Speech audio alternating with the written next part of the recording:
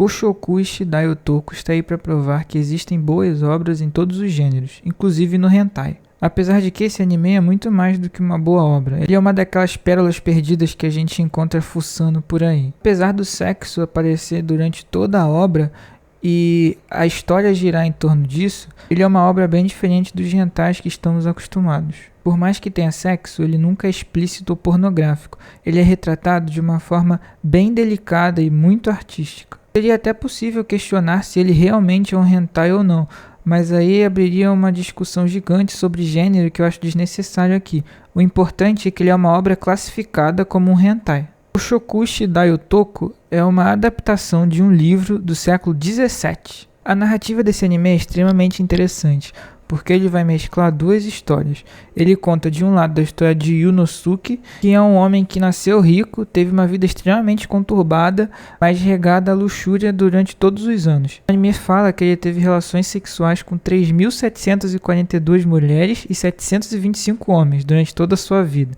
Para você ver aí que a vida do rapaz foi bem agitada. Do outro lado nós temos a história de Juzo, um funcionário do Yunosuke. Numa festa, ele acaba ficando muito bêbado e se envolve numa aposta muito perigosa. A aposta era que deveria ir para Edo, que era a capital do Japão, e ter relação com a oirã mais famosa e prestigiada de toda a cidade, quiçá do Japão. E o resultado da aposta era, caso ele conseguisse, ele ganharia uma vila, e caso ele perdesse, ele teria o seu membro cortado.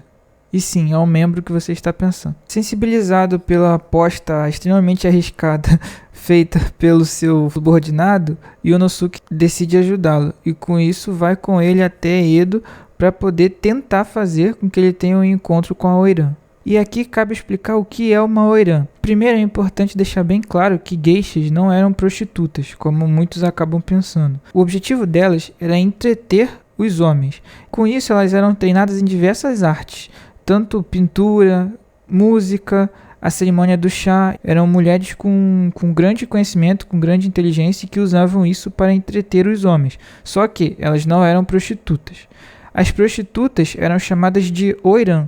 Oirã eram prostitutas, mas não as simples, as normais. Eram prostitutas de luxo. E dá para imaginar que a oirã é como uma geisha que se prostituía, porque a oirã ela tem todas as habilidades da geisha, todos os domínios artísticos, culturais, habilidades com instrumentos, habilidades na cerimônia do chá, muita elegância, muito estilo. Ela é como uma geisha, só que diferente da geisha ela se prostitui, por isso que ela é considerada uma prostituta de luxo da época. Nos tempos anteriores aos acontecimentos do anime, as oirãs elas só tinham relações com os senhores das terras, com os homens de mais alto posto do Japão.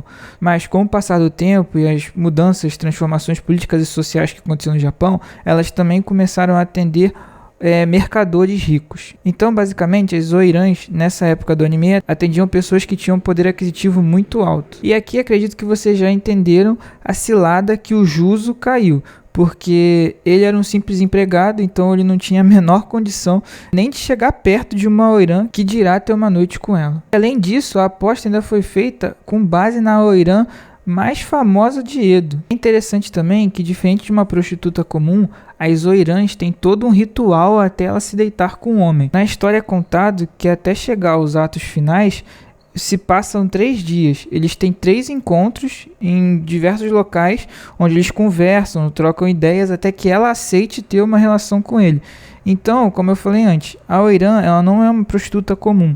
Ela é um nível, uma classe alta da profissão, que ela só tem relações com quem ela quer, quando ela quer. E existe todo um ritual em volta disso. O anime vai se desenvolvendo seguindo a história do Juzo e da sua tentativa de não perder o seu membro, e no meio disso ele vai, entre atos, contando a história de Yunosuke. Então, em cada pedacinho de avanço, nós vamos vendo mais do Juzo e da sua epopeia, enquanto temos mais informações do passado e da história do Yunosuke, que é o senhor que está acompanhando o Juzo, que se compadeceu da história dele e resolveu ir com ele para ajudá-lo. Falando um pouquinho sobre o anime, eu acho que a melhor forma de defini-lo é uma obra de arte. A ambientação é incrível, você se sente no Japão do século XVII, passeando pelas ruas de Edo. É sensacional como eles conseguiram ambientar bem a história, tanto com o cenário como com as roupas. É muito bem feito. A OST é sensacional, com músicas instrumentais todos com instrumentos tradicionais japoneses que ajudam mais ainda na imersão. A arte é belíssima, lembrando muito o Kyoe e as formas mais tradicionais de desenhos japoneses. E toda a representação do sexo é tudo feito de uma forma muito delicada, muito poética. Não existe nenhum momento em que é algo explícito. Tudo é feito mostrando muito as sensações e alguns detalhes de como acontece o envolvimento, de como o corpo se porta, mas como eu falei antes, sem ser nada pornográfico. Em diversos momentos a montagem do anime é muito bacana, é como se ele estivesse compondo telas pintadas e cada tela vai compondo um pedaço da história. Um dos grandes malefícios que a internet trouxe para a sociedade é o fato de que as palavras perderam poder. Hoje em dia, quando é bom, é maravilhoso, é perfeito, quando é ruim é um lixo. Não existe mais gradações, nem meios termos.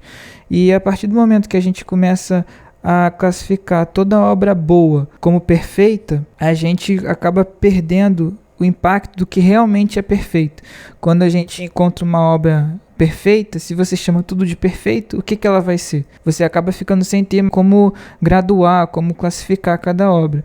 E sem dúvidas dá para dizer que esse anime ele é uma obra de arte. Facilmente é a forma mais bonita e poética que eu já vi de retratar o sexo. Minha nota para Koshukuichi Daiotoku é 10. Esse é com certeza uma daquelas gemas preciosas que a gente acha meio sem querer e fica extremamente fascinado e extasiado quando tem a oportunidade de assistir uma obra dessa, ainda mais que muitas vezes de forma inesperada. Fora que ele vem provar que existem obras maravilhosas em todos os gêneros, inclusive no hentai. Como boa parte do que é bom, esse anime é completamente desconhecido, e seria muito bacana se esse vídeo fizesse mais pessoas assistirem essa incrível obra de animação.